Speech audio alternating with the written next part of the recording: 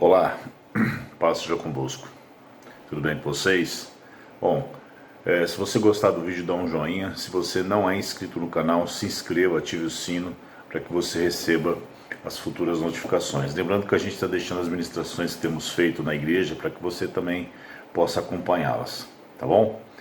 Há um texto na palavra de Deus em Eclesiastes capítulo 12, verso 1 e 2 que diz assim: Lembra-te do teu Criador nos dias da tua mocidade, antes que venham os maus dias e cheguem os anos dos quais dirás, não tenho prazer neles. Antes que se escureça o sol, a lua e as estrelas do esplendor da tua vida, e tornem a vir as nuvens depois do aguaceiro.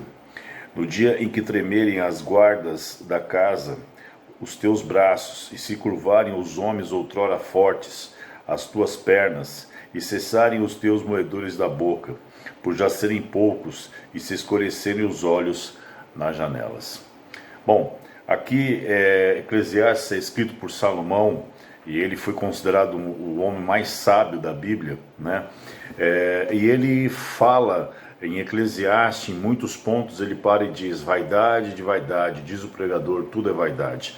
E ele diz que experimentou de todas as coisas que aquele tempo proporcionaria para ele, como rei. Ele experimentou vários prazeres, ele experimentou mulheres, enfim, ele faz uma descrição da vida, e ao final do livro de Eclesiastes ele faz esse alerta, e ele dá essa diretriz para que a gente possa ter uma compreensão melhor da vida, e diz: lembra-te do teu Criador nos dias da tua mocidade. Por quê? O problema não é como nós muitas vezes caminhamos, é como nós chegamos. Nós temos que chegar bem. Não à toa, no próprio livro de Eclesiastes, capítulo 7, verso 6, diz: melhor é o fim das coisas do que o princípio delas. Nós podemos até começar mal, mas temos que terminar bem. Essa que é a grande questão. E a questão de terminar, no caso aqui, ele está falando da vida, e ele faz uma descrição até difícil de nós, muitas vezes, compreendermos e aceitarmos, mas é uma realidade. Todos nós, mais dia menos dias, ficaremos mais frágeis, mais fracos, com menos vigor físico e muitas vezes muito mais feios. As rugas aparecerão, as coisas e terão que lutar contra a gravidade, né? Nós homens, mulheres. Então a beleza da nossa mocidade, como é descrito aqui, ela vai se ruir, ela vai se perder, e o que sobrará é aquilo que nós somos na nossa essência. E é esta que é a grande questão. Há um vídeo do padre Fábio de Mello, que eu acho um dos vídeos mais espetaculares, em que ele fala sobre a inutilidade das coisas. E ele diz que nós temos que ter pessoas que nos amem quando nós não tivermos nada a oferecer para elas. Porque chegará ao final da nossa vida e a gente precisará de pessoas que, ele até brinca, que nos coloque no sol e nos tire do sol. Porque o nosso vigor físico será talvez tão pequeno que a gente dependerá de terceiros. E hoje eu vi uma imagem, até vou postar no meu Instagram, que mostra um menino num carrinho, né, de bebê, e um senhor de idade numa cadeira de rodas. E diz que as duas situações, de início e fim da vida, são muito parecidas. A grande questão é como nós vivemos o intervalo entre uma situação e outra. E aí nós temos que compreender que tipo de pessoa nós somos, que tipo de pessoas, com quais tipos de pessoas nós convivemos, quem nós somos como cônjuges e quem são os nossos cônjuges. Veja, talvez muitas vezes, principalmente os homens, eles se acham, né, os suprassumos, muitas vezes eles são perniciosos em relação às suas mulheres, porque eu lembro de uma história de um homem, ele até foi candidato a vereador em Ferraz, e ele tinha 2 casas, e de repente numa situação, depois de algum tempo, ele deixou a sua mulher para conviver com a sua amante. Só que passado algum tempo ele ficou muito doente, e a sua amante não quis ficar com ele.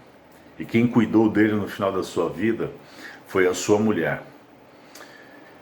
E nós temos que valorizar essas coisas.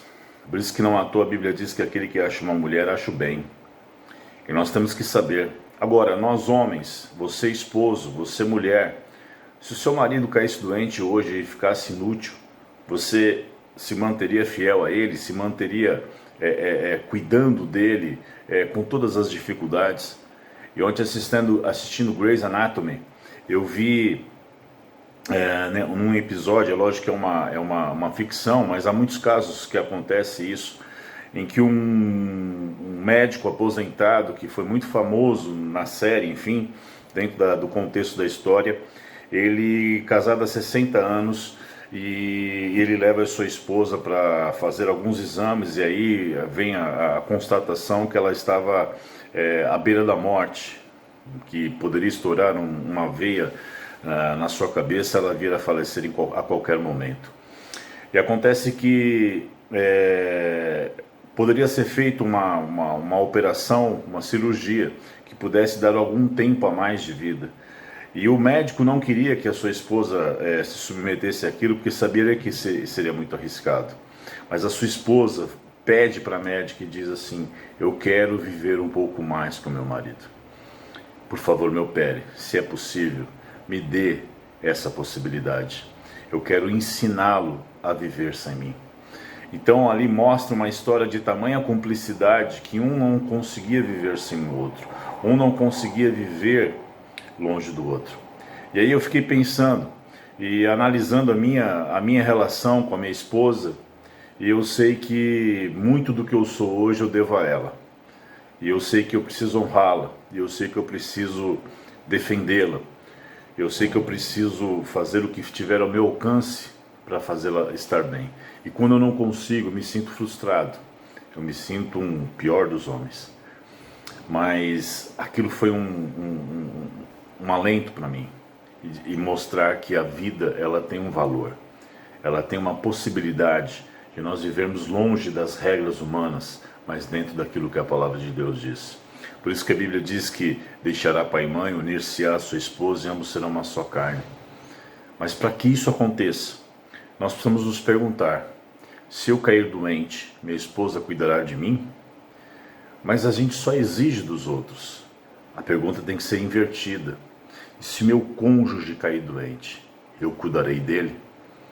E aí eu lembro do vídeo do padre Fábio de Mello. A inutilidade das coisas. Amor de verdade é quando eu não tenho nada a oferecer para outra pessoa, e mesmo assim ela permanece comigo, e mesmo assim ela permanece ao meu lado. E amor também é, de fato, quando a outra pessoa não tem nada a oferecer para mim, e mesmo assim eu continuo com ela. O fato é que, se nós olharmos, e olho para o meu cônjuge, e eu percebo, ela tem muito a me oferecer. E mesmo que não tivesse, tudo que ela já fez por mim já foi suficiente. Pense nisso. Deus abençoe você.